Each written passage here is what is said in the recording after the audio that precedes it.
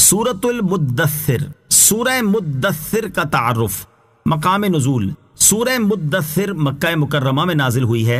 रुकू और आयात की तादाद, इस सूरत में 2 रुकू और 56 आयतें हैं। मुद्दस्सिर नाम रखने की वजह, मुद्दस्सिर का माना है चादर ओढ़ने वाला, और इस सूरत की पहली आयत में हुज़ूर अक़दस अलैहिस्सलातु वस्सलाम को इस वस्फ से मुखातब किया गया। इस मुनासिबत से इसे सूरह मुद्दस्सिर कहते हैं। सूरह मुद्दस्सिर के मज़ामीन, इस सूरत का मरकजी मजमून यह है कि इसमें नबी करीम अलैहिस्सलातु वस्सलाम को दीन इस्लाम की तबलीग करने का हुक्म दिया गया। मुशरिक सरदारों को अल्लाह ताला के अजाब से डराया गया और जहन्नम के औसाफ बयान किए गए हैं, और इस सूरत में ये मज़ामीन बयान हुए हैं। नंबर 1, इस सूरत की इब्तिदाई आयात में तबलीग दीन के हवाले से नबी पाक अलैहिस्सलातु वस्सलाम की तरबियत फरमाई गई और काफिरों की तरफ से पहुंचने वाली ईज़ाओं पर सब्र करने की तलकीन की गई। नंबर 2, क़यामत के दिन की हौलनाकी और वलीद बिन मुगीरा मखजूमी की मजम्मत बयान की गई और उसके दर्दनाक अंजाम के बारे में बताया गया। नंबर 3, जहन्नम के औसाफ बयान किए गए और उसके मुहाफिजों की तादाद बयान की गई। नंबर 4, चांद रात और सुबह की कसम खाकर फरमाया कि दोज़ख बहुत बड़ी चीजों में से एक चीज है। नंबर 5, ये बताया गया है कि हर शख्स अपने अमाल का खुद जिम्मेदार है। नीज जन्नतियों और जहन्नमियों के दरमियान होने वाली गुफ्तगू बयान की गई। नंबर 6, मुशरिकीन की नादानी और बेवकूफ़ी बयान की गई कि जिस तरह शेर से खौफजदा होकर गधा भागता है, इसी तरह ये लोग नबी करीम अलैहिस्सलाम की तिलावत कुरान सुनकर उनसे भागते हैं। नंबर 7, इस सूरत के आखिर में बताया गया कि कुरान मजीद अजीम नसीहत है, तो जो चाहे इससे नसीहत हासिल करे।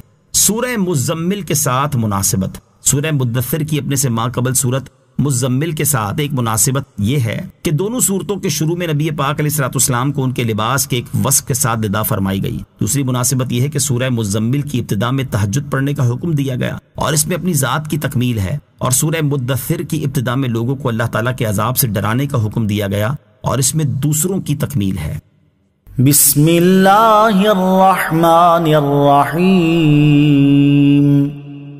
तर्जमा, अल्लाह के नाम से शुरू जो निहायत मेहरबान रहमत वाला है। या अय्युहल मुद्दस्सिर कुम फअंज़िर। तर्जमा, ए चादर ओढ़ने वाले खड़े हो जाओ फिर डर सुनाओ। या अय्युहल मुद्दस्सिर, ए चादर ओढ़ने वाले। शान नुज़ूल, हज़रत जाबिर रदी अल्लाह तआला अन्हु से मरवी है, सरकार दो आलम सल्लल्लाहु तआला अलैहि वसल्लम ने इरशाद फरमाया, मैं हिरा पहाड़ पर था कि मुझे निदा की गई, या मुहम्मद इन्नका रसूलुल्लाह। मैंने अपने दाएं बाएं देखा तो कुछ न पाया, और जब ऊपर देखा तो एक शख्स यानी वही फरिश्ता जिसने निदा की थी आसमान और जमीन के दरमियान बैठा है। ये देखकर मुझ पर रोब तारी हुआ और मैं हजरत खदीजा रदी अल्लाह तआला अन्हा के पास आया और मैंने उन्हें कहा कि मुझे चादर उड़ाओ। उन्होंने चादर उड़ा दी। इसके बाद हजरत जिब्रील अलैहिस्सलाम आए और उन्होंने कहा, या अय्युहल मुद्दस्सिर, ए चादर ओढ़ने वाले, कुम, खड़े हो जाओ। इस आयत का एक माना यह है कि ए चादर ओढ़ने वाले नबी सल्लल्लाहु अलैहि वसल्लम, आप अपनी ख्वाबगाह से खड़े हो जाएं, फिर अपनी कौम को ईमान न लाने पर अल्लाह ताला के अजाब से डराएं। दूसरा माना यह है कि ए चादर ओढ़ने वाले नबी सल्लल्लाहु अलैहि वसल्लम, आप अपनी ख्वाबगाह से खड़े हो जाएं, फिर तमाम लोगों को ईमान न लाने पर अल्लाह ताला के अजाब से डराएं, क्योंकि आप तमाम लोगों की तरफ रसूल बनाकर भेजे गए हैं। वरब्बका फकब्बिर वसियाबका फतहिर। तर्जमा, और अपने रब ही की बड़ाई बयान करो और अपने कपड़े पाक रखो।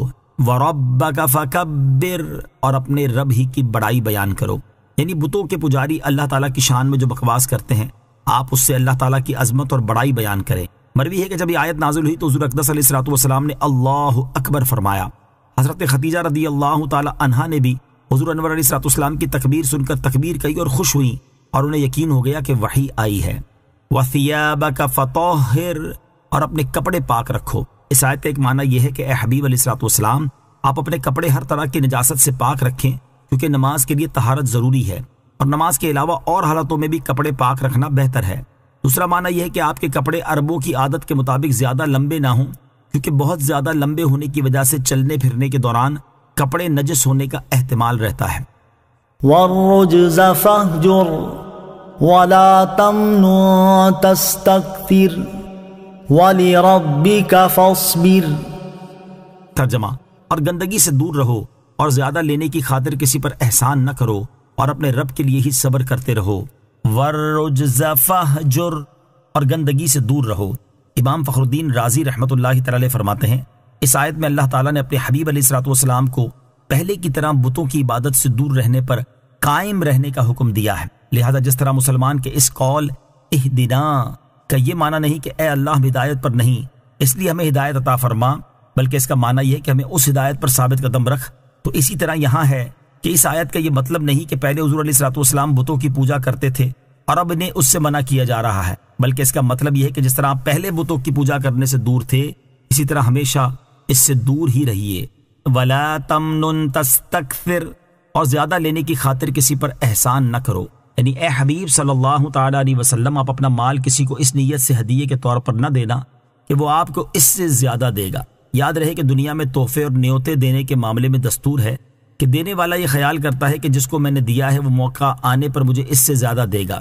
اس قسم کے نیوتے اور ہدیے شرعاً اگرچہ جائز ہیں، لیکن نبی کریم علیہ الصلوۃ والسلام کو اس سے منع فرمایا گیا، کیونکہ شان نبوت بہت ارفع و اعلیٰ ہے، اور اس منصب عالی کے لائق یہی ہے کہ رسول کریم علیہ الصلوۃ والسلام جس کو جو کچھ دیں وہ محض کرم کے طور پر ہو، اور جسے دیا اس سے لینے یا نفع حاصل کرنے کی نیت نہ ہو۔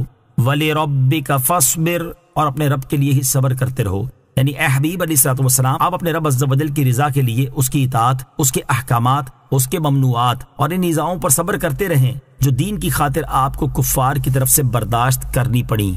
فَإِذَا نُقِرَ فِي النَّاقُورِ فَذَلِكَ يَوْمَئِذٍ يَوْمٌ عَسِيرٌ عَلَى الْكَافِرِينَ غَيْرُ يَسِيرٌ۔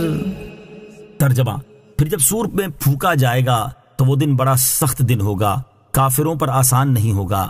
فَإِذَا نُقِرَ فِي النَّاقُورِ، پھر جب سور میں پھونکا جائے گا۔ سید المرسلین صلی اللہ تعالیٰ علیہ وسلم سے چند باتیں ارشاد فرمانے کے بعد یہاں سے اللہ تعالیٰ نے بدبخت کافروں کے لیے وعید بیان فرمائی ہے۔ چنانچہ اس آیت اور اس کے بعد والی 2 آیات کا خلاصہ یہ ہے کہ جب دوسری بار سور میں پھونک ماری جائے گی تو وہ دن عذاب اور برے حساب کے اعتبار سے سخت دن ہوگا، اور وہ کافروں پر آسان نہیں ہوگا، کیونکہ ان سے سخت حساب لیا جائے گا، اور ان کے اعمال نامے ان کے بائیں ہاتھوں میں دیے جائیں گے، اور ان کے چہرے سیاہ ہوں گے، اور ان کے اعضاء کلام کریں گے، اور وہ محشر میں سب لوگوں کے سامنے رسوا ہوں گے۔ اس سے معلوم ہوا کہ وہ دن اللہ تعالیٰ کے فضل سے مومنین پر آسان ہوگا۔ ذرنی ومن خلقت وحیدا وجعلت له مالا ممدودا وبنین شہودا ومہدت له تمہیدا ثم يطمع ان ازید كلا إنه كان لآياتنا عنيدا سأرهقه صعودا۔ ترجمہ، اسے مجھ پر چھوڑ دو جسے میں نے اکیلا پیدا کیا اور اسے وسیع مال دیا اور سامنے حاضر رہنے والے بیٹے دیے، اور میں نے اس کے لیے نعمتوں کو خوب بچھا دیا۔ پھر وہ طمع کرتا ہے کہ میں اور زیادہ دوں، ہرگز نہیں، یقیناً وہ تو ہماری آیتوں سے دشمنی رکھتا ہے، جلد ہی میں اسے آگ کے پہاڑ سعود پر چڑھاؤں گا۔ ذرنی ومن خلقت وحیدا، اسے مجھ پر چھوڑ دو جسے میں نے اکیلا پیدا کیا۔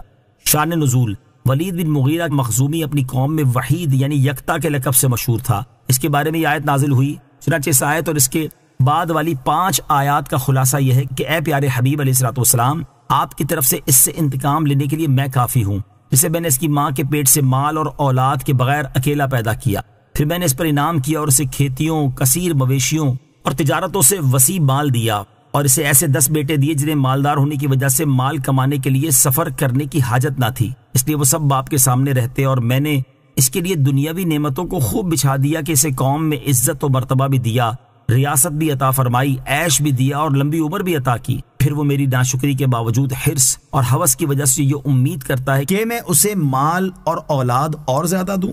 ایسا ہرگز نہیں ہوگا، اور آج کے بعد اس کے کفر کے ہوتے ہوئے اس کی نعمتوں میں اضافہ نہیں ہوگا، اور اس کی وجہ یہ ہے کہ وہ میری آیاتوں سے دشمنی رکھتا ہے اور ان کا انکار کرتا ہے۔ وَجَعَلْتُ لَهُ مَالًا مَمْدُودًا، اور اسے وسیع مال دیا۔ حضرت عبداللہ ابن عباس رضی اللہ تعالیٰ عنہما فرماتے ہیں ولید بن مغیرہ کے پاس 9000 مسقال یعنی تقریباً 3375 تولے چاندی تھی، اور اس کے پاس اونٹ، گھوڑے اور مویشی اتنے زیادہ تھے کہ مکے سے لے کر طائف تک کا علاقہ بھر جاتا تھا، اور ان کے علاوہ کثیر تعداد میں بکریاں، غلام اور لونڈیاں بھی تھیں۔ حضرت مجاہد رضی اللہ تعالیٰ عنہ سے منقول ہے کہ ولید بن مغیرہ کے پاس 1,00,000 دینار موجود تھے، اور طائف میں اس کا ایسا بڑا باغ تھا جو سال کے کسی وقت پھلوں سے خالی نہ ہوتا تھا۔ وبنین شہودا، اور سامنے حاضر رہنے والے بیٹے دیے۔ ولید بن مغیرہ کے 10 بیٹوں میں سے 3 مشرف با اسلام ہوئے، اور ان میں سے ایک اسلامی لشکروں کے مشہور سپہ سالار اور ملک شام کے فاتح حضرت خالد بن ولید رضی اللہ تعالی عنہ ہیں۔ کلا، ہرگز نہیں۔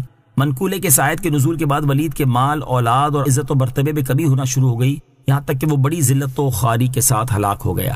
سأرہقہ صعودا، جلدی میں اسے آگ کے پہاڑ سعود پر چڑھاؤں گا۔ حضرت ابو سعید رضی اللہ تعالیٰ عنہ سے روایت ہے، نبی اکرم علیہ الصلوۃ والسلام نے ارشاد فرمایا، سعود آگ کا ایک پہاڑ ہے جس پر کافر کو 70 سال تک چڑھایا جائے گا، پھر 70 سال تک اسے اس پہاڑ سے نیچے گرایا جائے گا، اور یہ سلسلہ ہمیشہ جاری رہے گا۔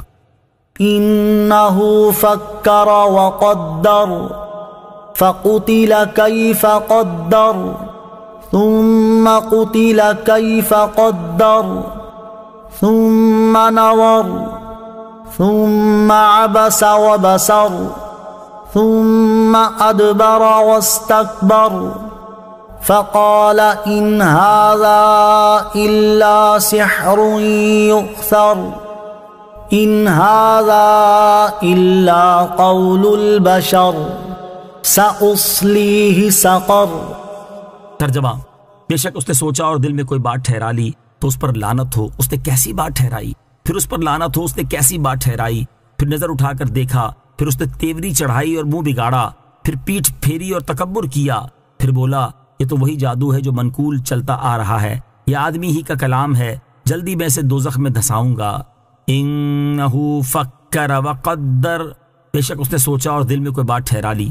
شان نزول، جب یہ آیت حامیم تنزیل الکتاب من اللہ العزیز العلیم نازل ہوئی اور سرکار دو عالم علیہ الصلوۃ والسلام نے مسجد میں نماز کے دوران اس کی تلاوت فرمائی تو ولید نے اس آیت کو سنا اور اپنی قوم کی مجلس میں آ کر اس نے کہا کہ خدا کی قسم، میں نے محمد صلی اللہ تعالی علیہ وسلم سے ابھی ایک کلام سنا ہے، نہ وہ کلام آدمی کا ہے اور نہ جن کا۔ خدا کی قسم اس کلام میں عجیب شیرینی، تازگی، فوائد اور دلکشی ہے، وہ کلام سب پر غالب رہے گا۔ قریش کو اس کی ان باتوں سے بہت غم ہوا اور ان میں مشہور ہو گیا کہ ولید اپنے آبائی دین سے منحرف ہو گیا ہے۔ ابو جہل نے ولید کو سمجھانے کا ذمہ لیا اور اس کے پاس آ کر بہت غمزدہ صورت بنا کر بیٹھ گیا۔ ولید نے کہا تمہیں کیا غم ہے؟ ابو جہل نے کہا غم کیسے نہ ہو، تو بوڑھا ہو گیا ہے اور قریش تیرے خرچ کے لیے روپیہ جمع کر دیں گے، انہیں خیال ہے کہ تو نے محمد صلی اللہ تعالی علیہ وسلم کے کلام کی تعریف اس لیے کی ہے کہ تجھے ان کے دسترخوانوں کا بچا ہوا کھانا مل جائے۔ اس پر اسے بہت طیش آیا اور کہنے لگا کہ کیا قریش کو میرے مال و دولت کا حال معلوم نہیں ہے، اور کیا محمد علیہ الصلوۃ والسلام اور ان کے اصحاب نے کبھی سیر ہو کر کھانا بھی کھایا ہے جو ان کے دسترخوان پر کچھ بچے گا؟ پھر وہ ابو جہل کے ساتھ اٹھا اور قوم میں آ کر کہنے لگا تمہیں خیال ہے کہ محمد علیہ الصلوۃ والسلام مجنون ہیں؟ کیا تم نے ان میں کبھی دیوانگی کی کوئی بات دیکھی؟ سب نے کہا ہرگز نہیں۔ ولید کہنے لگا تم انہیں کاہن سمجھتے ہو، کیا تم نے انہیں کبھی کہانت کرتے دیکھا ہے؟ سب نے کہا ہرگز نہیں۔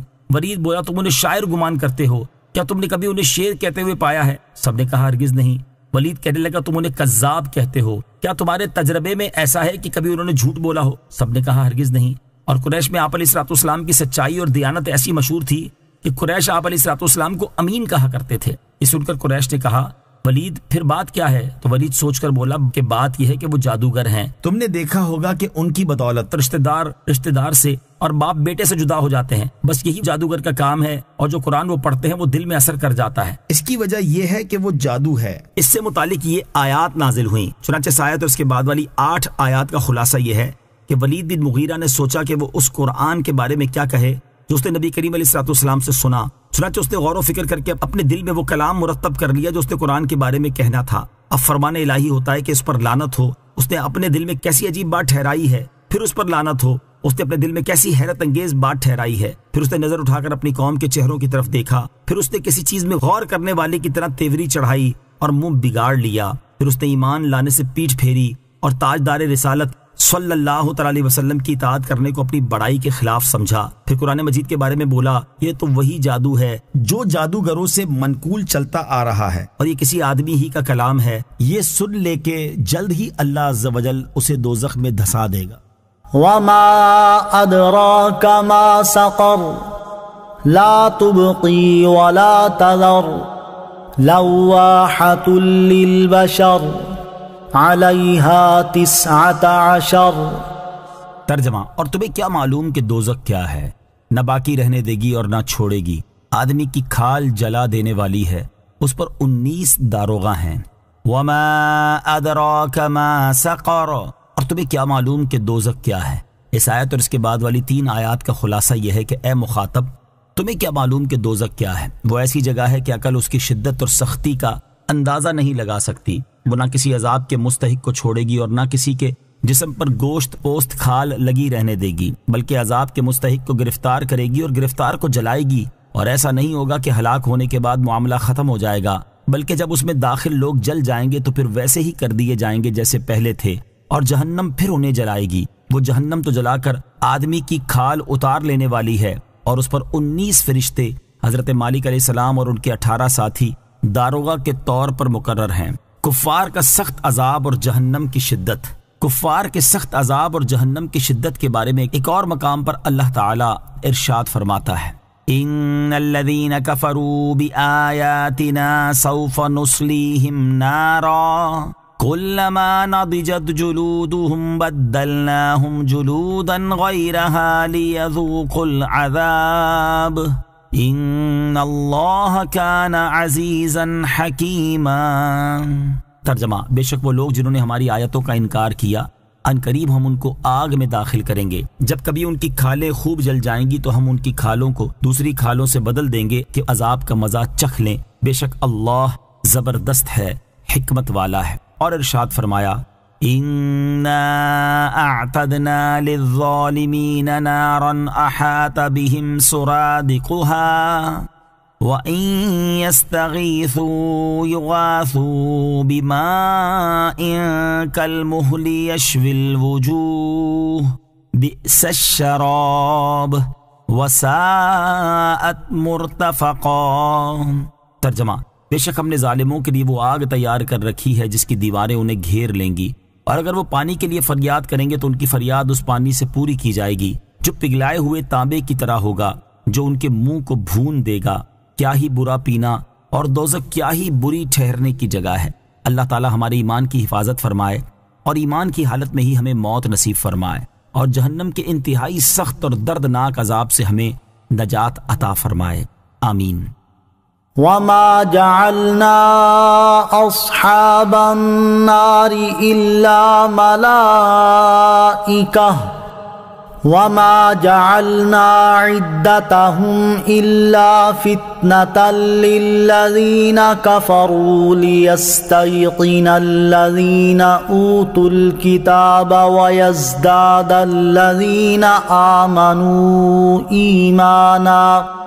ويزداد الذین آمنوا ایمانا ولا يرتاب الذین اوتوا الكتاب والمؤمنون وليقول الذين في قلوبهم مرض والكافرون ماذا أراد الله بهذا مثلا كذلك يضل الله من يشاء ويهدي من يشاء وما يعلم جنود ربك إلا هو وما هي إلا ذكرى للبشر۔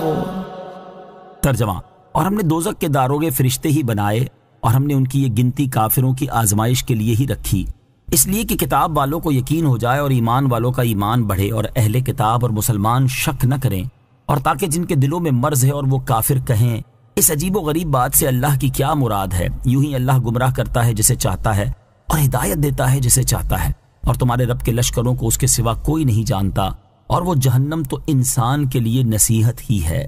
وما جعلنا اصحاب النار الا ملائکہ، اور ہم نے دوزخ کے داروغے فرشتے ہی بنائے۔ شان نزول، حضرت عبداللہ ابن عباس رضی اللہ تعالی عنہما فرماتے ہیں، جب یہ آیت نازل ہوئی جس میں دوزخ پر مقرر فرشتوں کی تعداد 19 بتائی گئی، تو ابو جہل نے قریش سے کہا، تمہاری ماں تم پر روئے، محمد مصطفیٰ صلی اللہ تعالی علیہ وسلم نے خبر دی ہے کہ دوزخ کے داروغہ 19 ہیں، اور تم انتہائی بہادر اور تعداد میں کثیر لوگ ہو، کیا تم میں سے 10 مرد دوزخ کے ایک داروغے کو نہیں پکڑ سکتے؟ ابو الاشد بن اسید نے کہا میں اکیلا ان میں سے 17 کو کافی ہوں گا، 10 اپنی پیٹھ پر رکھ لوں گا اور 7 اپنے پیٹ پر، باقی 2 کو تم سنبھال لینا۔ اس پر یہ آیت نازل ہوئی اور اس کا خلاصہ یہ ہے کہ اللہ تعالیٰ نے دوزخ کے داروغے انسانوں میں مرد نہیں بنائے جن پر کفار غالب آ جائیں گے، بلکہ اللہ تعالیٰ نے دوزخ کے داروغے فرشتے ہی بنائے ہیں، لہٰذا ان میں ایسا کون ہے جو فرشتوں پر غالب آ سکے؟ اور اللہ تعالیٰ نے ان فرشتوں کی یہ قلیل تعداد کافروں کی اس آزمائش کے لیے ہی رکھی ہے کہ وہ اللہ تعالیٰ کی حکمت پر اعتماد نہ کر کے اس تعداد میں کلام کریں اور کہیں کہ 19 کیوں ہوئے۔ نیز یہ تعداد بیان کرنے میں 4 باتیں اور مقصود ہیں۔ نمبر 1، تورات اور انجیل میں لکھا ہوا تھا دوزخ کے داروغے 19 ہیں، قرآن پاک میں بھی ان کی تعداد بیان کر دی گئی تاکہ یہ تعداد اپنی کتابوں کے موافق دیکھ کر یہودیوں کو حضور اقدس علیہ الصلوۃ والسلام کی صداقت کا یقین حاصل ہو۔ نمبر 2، اہل کتاب میں سے جو لوگ ایمان لائے ہیں ان کا رسول کریم علیہ الصلوۃ والسلام کے ساتھ اعتقاد اور زیادہ ہو جائے اور وہ یہ بات جان لے کہ حضور انور علیہ الصلوۃ والسلام جو کچھ فرماتے ہیں وہ اللہ تعالیٰ کی وحی ہے اور اسی لیے وہ سابقہ کتابوں سے مطابقت رکھتی ہے۔ نمبر 3، اہل کتاب اور مسلمان اس گنتی میں شک نہ کریں۔ نمبر 4، جن کے دلوں میں منافقت کا مرض ہے وہ اور کافر کہیں اس عجیب و غریب بات سے اللہ تعالیٰ کی کیا مراد ہے، اور جس طرح اللہ تعالیٰ نے اسے گمراہ کیا جس نے اس تعداد کا انکار کیا اور اسے ہدایت دی جس نے اس تعداد کی تصدیق کی، اسی طرح اللہ تعالیٰ جسے چاہتا ہے گمراہ کرتا ہے اور جسے چاہتا ہے ہدایت دیتا ہے، اور تمہارے رب عز و جل کے لشکروں کو اس کے سوا کوئی نہیں جانتا، اور وہ یعنی جہنم اور اس کی صفت یا قرآن کی آیات تو انسان کے لیے نصیحت ہی ہے۔ کلا والقمر واللیل اذ ادبر والصبح اذا اسفر انہا لإحدى الكبر نذیرا للبشر لمن شاء منکم ان یتقدم او یتأخر۔ ترجمہ، خبردار چاند کی قسم اور رات کی جب پیٹ پھیرے اور صبح کی جب وہ خوب روشن ہو جائے، بے شک دوزخ بہت بڑی چیزوں میں سے ایک چیز ہے، آدمیوں کو ڈرانے والی ہے، اسے جو تم میں سے آگے بڑھنا چاہے یا پیچھے ہٹنا چاہے۔ انہا لإحدى الکبر، بے شک دوزخ بہت بڑی چیزوں میں سے ایک چیز ہے۔ اس سے پہلے اللہ تعالیٰ نے چاند، رات اور صبح کی قسم ارشاد فرمائی کیونکہ ان میں اللہ تعالیٰ کی قدرت کے عجائبات ظاہر ہیں۔ اس کے بعد اس آیت اور اس کے بعد والی 2 آیات میں ارشاد فرمایا کہ بے شک دوزخ حضرت آدم علیہ الصلوۃ والسلام کے زمانے سے لے کر قیامت تک کے تمام گناہگار جنوں اور انسانوں کو عذاب دینے پر اللہ تعالیٰ کے قادر ہونے پر دلالت کرنے والی بہت بڑی چیزوں میں سے ایک چیز ہے، اور یہ دوزخ آدمیوں میں سے اس کو ڈرانے والی ہے جو تم میں سے ایمان لا کر بھلائی کی طرف یا جنت کی طرف آگے بڑھنا چاہے یا کفر اختیار کر کے جنت سے پیچھے ہٹنا چاہے اور جہنم کے عذاب میں گرفتار ہونا چاہے۔ اس سے معلوم ہوا کہ انسان اپنے اعمال میں مجبور محض نہیں بلکہ اسے ایک طرح کا اختیار حاصل ہے۔ کل نفس بما کسبت رہینہ الا اصحاب الیمین۔ ترجمہ، ہر جان اپنے کمائے ہوئے اعمال میں گروی رکھی ہے مگر دائیں طرف والے۔ کل نفس بما کسبت رہینہ، ہر جان اپنے کمائے ہوئے اعمال میں گروی رکھی ہے۔ اس آیت اور اس کے بعد والی آیت کا خلاصہ یہ ہے کہ جنوں اور انسانوں میں سے ہر جان اپنے کیے ہوئے اعمال کی وجہ سے ایسے قید ہے جیسے وہ چیز جسے گروی رکھا ہوا ہے، البتہ کافر دائمی طور پر اور ایمان والے عارضی طور پر قید ہیں، کیونکہ کافر جہنم کے عذاب سے کبھی نجات نہ پائیں گے، جبکہ بعض ایمان والے شروع سے ہی جہنم سے نجات پا کر جنت میں چلے جائیں گے، اور بعض اپنے گناہوں کی سزا پانے کے بعد جنت میں داخل ہوں گے۔ اس طرح ایمان والے سب کے سب نجات پا جائیں گے۔ فی جنات یتساءلون عن المجرمین ما سلککم فی سقر قالوا لم نک من المصلین ولم نک نطعم المسکین وَكُنَّا نَخُوضُ مَعَ الْخَائِضِينَ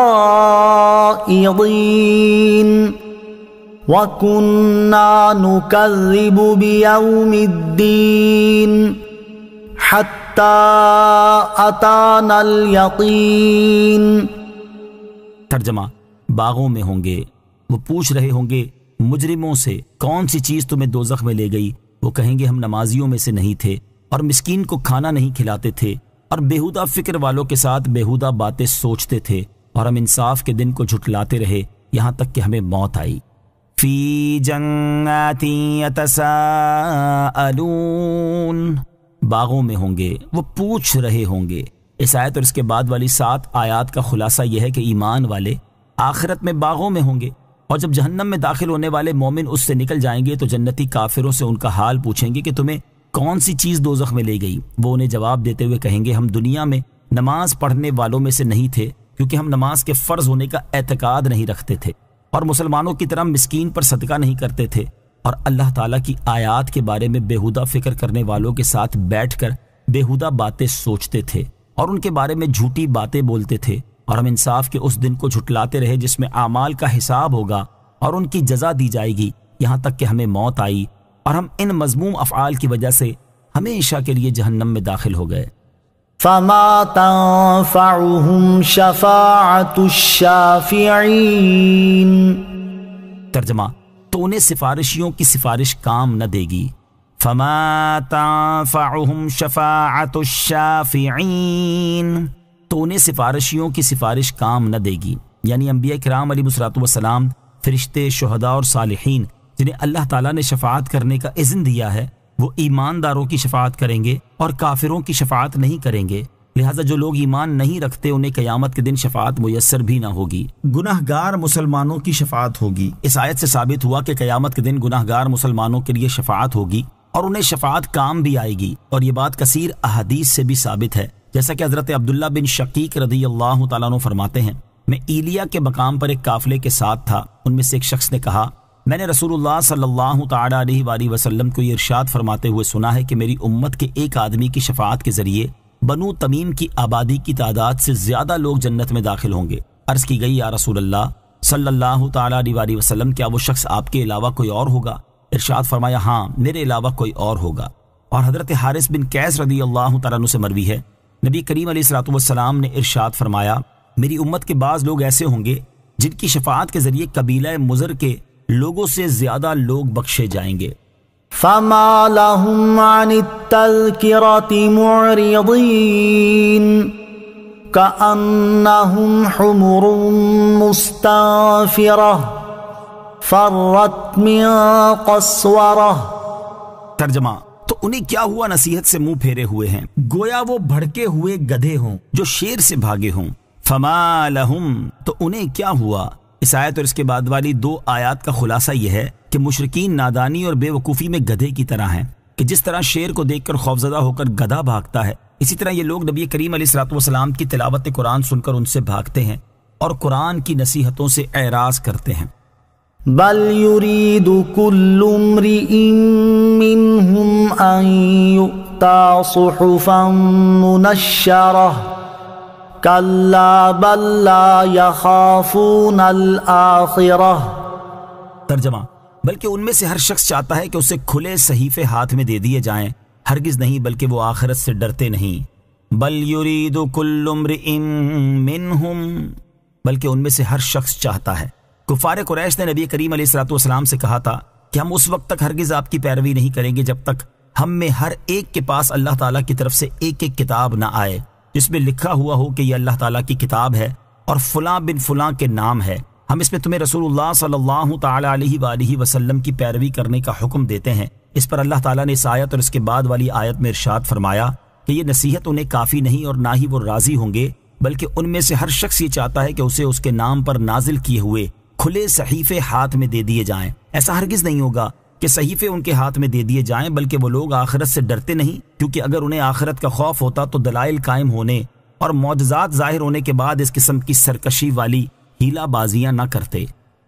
کلا انہ تذکرہ فمن شاء ذکرہ وما يذكرون إلا أن يشاء الله هو أهل التقوى وأهل المغفرة۔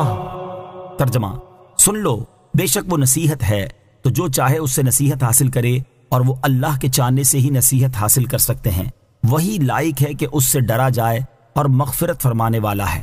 کلا، سن لو۔ اس آیت اور اس کے بعد والی 2 آیات کا خلاصہ یہ ہے کہ اے لوگو سن لو، بے شک وہ قرآن شریف عظیم نصیحت ہے، تو جو چاہے اس سے نصیحت حاصل کرے کیونکہ اس کا فائدہ اسے ہی ہوگا، اور وہ اللہ تعالیٰ کے چاہنے سے ہی نصیحت حاصل کر سکتے ہیں۔ وہی اللہ اس لائق ہے کہ اس کے بندے اس سے ڈریں اور اس کے عذاب سے خوف زدہ ہوں، اس پر ایمان لائیں اور اس کی اطاعت کریں، اور وہی بندوں کے سابقہ کفر اور گناہوں کی مغفرت فرمانے والا ہے۔ اللہ تعالیٰ سے ڈرنے کی فضیلت حضرت انس بن مالک رضی اللہ تعالی عنہ سے روایت ہے، رسول کریم صلی اللہ تعالی علیہ وآلہ وسلم نے اس آیت ہوا اہل التقوی و اہل المغفرہ کے بارے میں ارشاد فرمایا، اللہ تعالیٰ فرماتا ہے میں اس لائق ہوں کہ مجھ سے ڈرا جائے، لہذا جو مجھ سے ڈرا اور اس نے میرے ساتھ کوئی دوسرا خدا نہ بنایا تو میں اس بات کا اہل ہوں کہ اسے بخش دوں۔ آمنت باللہ صدق اللہ العظیم۔